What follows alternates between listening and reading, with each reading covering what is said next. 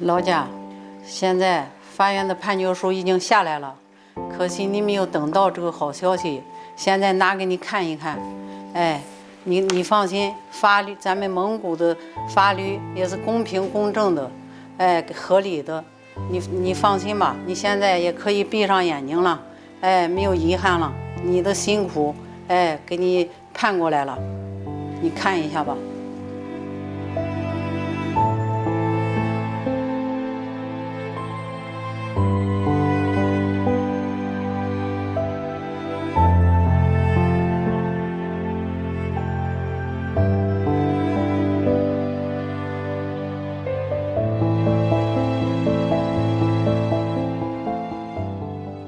Та эхлээд өөрийнхөө хань ажлынхаа талаар сайхан ярьж өгөөч. Яг ямар хүн байсан бэ?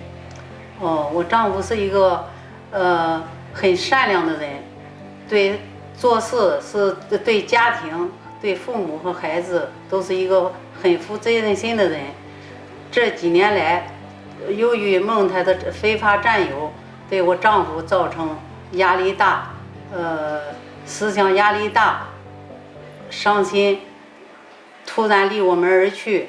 一个好好的幸福的家庭，现在90岁的老母亲，哎，整天问我儿子啥时候回来，小孙子放学了看见爷爷的照片就是哭，给我们家庭造成这么大的伤害，真是太不应该了。咱们蒙古国能有这样的法律，对我们这个判决，我们是很满意的。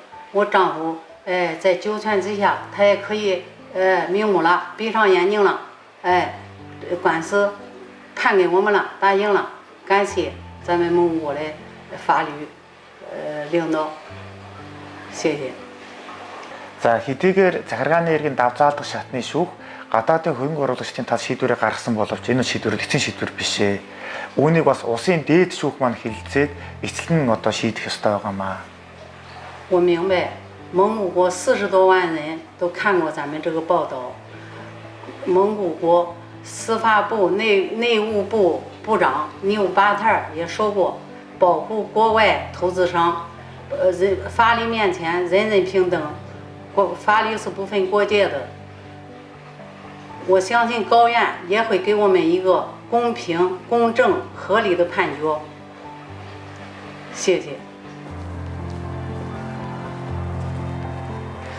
谢谢你们专门过来采访，你们辛苦了，再见。再见。再见。